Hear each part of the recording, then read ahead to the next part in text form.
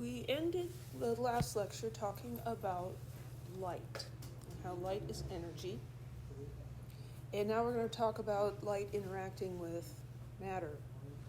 So if atoms or molecules absorb energy, that energy is often released later as light.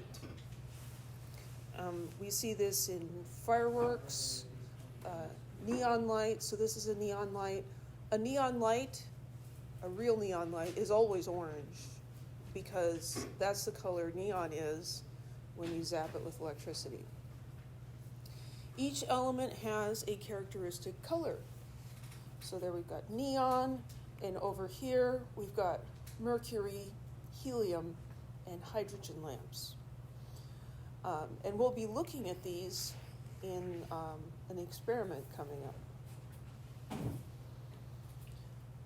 If we take the light emitted from an element like that and pass it through a spectrum, we don't see a full rainbow, a continuous spectrum. We see a pattern of stripes, basically, a pattern of different lines. And that's called an emission spectrum. It's not continuous. You've got bright lines, and they're at specific wavelengths, and those are always the same for that element. You can use it to identify an element because it's almost like a fingerprint or a barcode. It's unique to that element. Classical physics cannot explain why this happens. So this is what those things look like. So here, say you've got a hydrogen lamp, and you pass the light through a slit, and you catch it on a screen over here, or film, and from a white light, you would have a continuous rainbow. But from hydrogen, you're going to have 3 lines. And each of these lines is a specific wavelength that corresponds to its color. This is what helium looks like, and barium. This is what white light would look like. And here we've got oxygen and neon. And there's a lot of background light in these two, but the lines are what's characteristic. So you can see that all of these spectra are very different from each other. You can also look at an atom or molecule absorbing energy. So this would be an emission spectrum, and this would be an absorption spectrum. So you're shining light on the element, and you're looking at the light that goes through or is reflected, and we'll see that it's absorbed at the same wavelengths that it was emitted. So there's something special about that. This is the reason that different elements burn different colors. So here, sodium gives off this bright yellow-orange color. And, if you think about a campfire, you kind of think, well, that's the color of fire, right? Because sodium is everywhere, right? Sodium's just everywhere. And so anytime you burn anything, there's going to be sodium, and it gives off a really bright light, and so it just overpowers everything.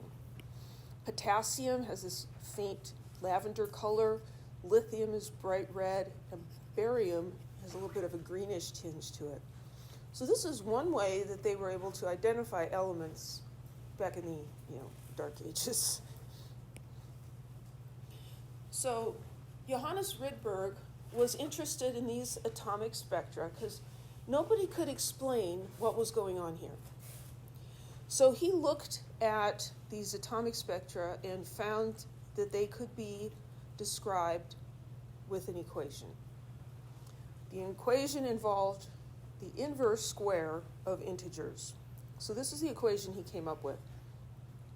1 over the wavelength of the light is equal to a constant times 1 over one integer squared minus 1 over a different integer squared.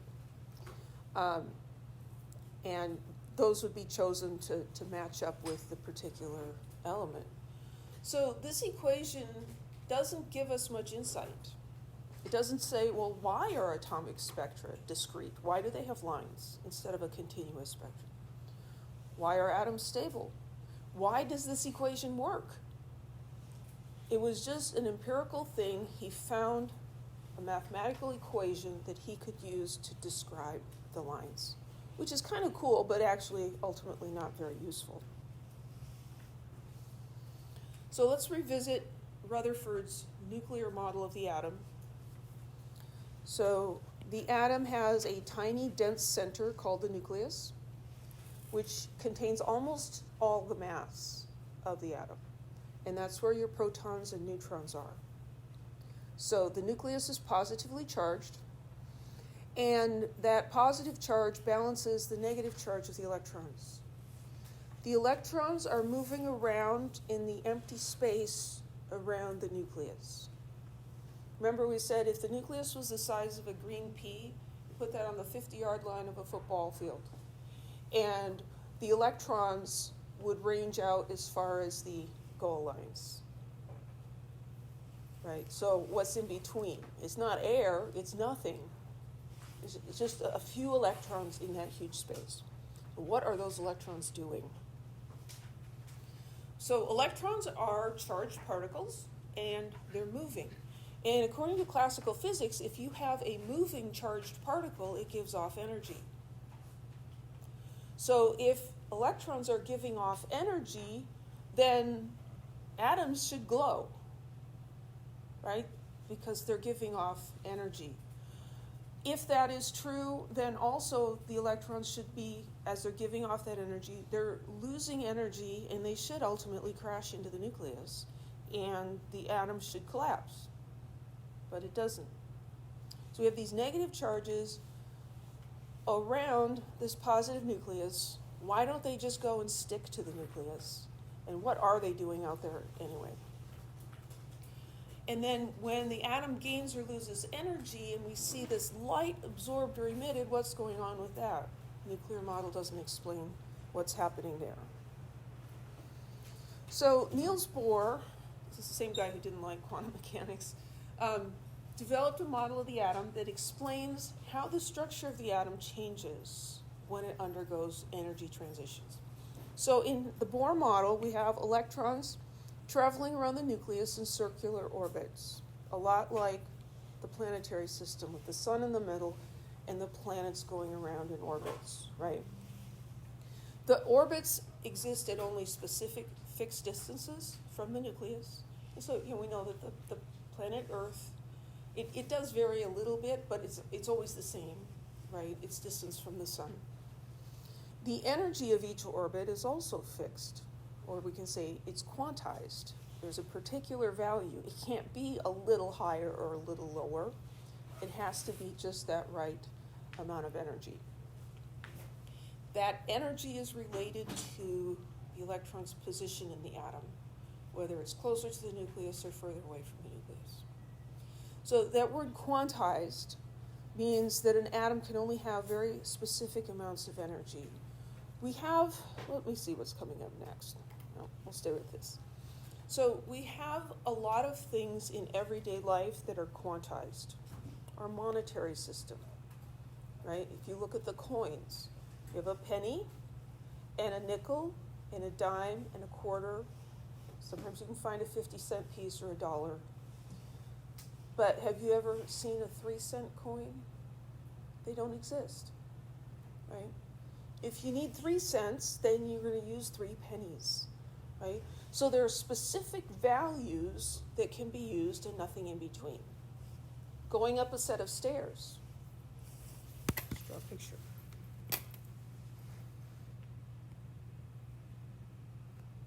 Going up a set of stairs, and if we're looking at how far are we off the ground? Well, you can be on this step, or you can stand on that step. You can't stand in the middle, right? It's one or the other. That's quantized. The kind of opposite of quantized is continuous. So if you were going up a ramp, wheelchair accessible, going up a ramp, well, you could stand here or you could scooch up just a little bit. You could stand at any distance from the ground below that you want. But on the stairs, you can't. If you think about a ladder, try not to make that look like a letter. So a ladder, you can stand on the first rung or the second rung or the third rung. You can't stand in between. So that's something that's quantized. The energy of these electrons is quantized. There are only fixed values that it can have. Like you can be 5 cents or you can be 10 cents, but you can't be 7 3/4 cents. Just doesn't make any sense. Okay, so the Bohr model, here we've got the nucleus and we've got our electrons in orbits around the nucleus. And this is kind of like sort of comforting because we've all learned about the solar system. We've seen models of that and everything. And so we're like, oh, okay, it's like this thing that I know about. Unfortunately, it's not true, but we'll get to that. So what happens here is the electrons are in their specific orbits with their specific energy. So, this one out here has a different energy than that one in there. So what happens is when electrons give off, when an atom is emitting light, what's happening is the electron is going from a higher energy state to a lower energy state. And the difference between those two energy states corresponds to the energy of that wavelength of light. So remember we said that the energy is equal to hc over lambda. So we have specific energies that these electrons can be at, and they can only make transitions between those levels. So here you can go from level 5 to level 2, from 4 to 2, or from 3 to 2. And that's what gives us those 3 lines in the hydrogen spectrum. Those correspond to electrons moving between 2 quantized orbits. Any questions? This model turns out to only work for hydrogen, but it can still be helpful if you remind yourself that it's not actually like this, but it gives you something easier to picture than what's really happening. So we think of these as the energy levels, and electrons can move between them. In order to go to a higher level, they have to absorb energy. So in that absorption spectrum, where we saw the dark lines in color everywhere else, that would be an electron going from this lower level to the higher level. And it can only make that transition if it gets that specific amount of energy. If it's being given a little more, and it would go up there, it can't do that. And you don't get any change back. It's like, the bus is exact fare. And maybe it's 75 cents to ride the bus, and you want to give them $1, and they say, no, I can't do that. And you're like, what the heck? Right? Exact change. Some places are like that. Yes? Each electron can have different amounts of energy. So it depends on which orbit the electron is in. So if you have, the electron in this orbit down here is lower in energy than if that same electron was up here. So the electron can get energy from the surroundings, and it can also release energy into the surroundings. So like when we see fireworks, well, where's that light coming from? Well, that explosion, there's a lot of energy in the explosion, right? And that causes electrons to gain energy and go up into a higher energy level. And then when they fall back down, they give back that energy in the form of light. And so if you look at these colors, there are actually different elements that are making the different colors in fireworks.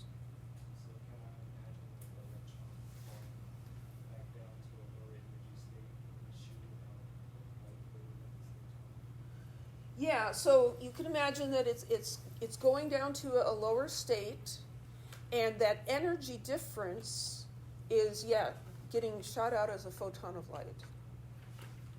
Yeah. Can I also picture it as like the light switch, you know, the ones that you can temper, like kind of like this, where you want to let it dim down a little bit, or if you want it bright, something like that? Okay, so what about a dimmer switch? Well, a dimmer switch is not quantized. Okay. Now, the dimmer switch we have here is clicks, right? So I can click down 3 or down 4. I can't go in between, so that's quantized. So it could be like that. Yeah. Any other questions?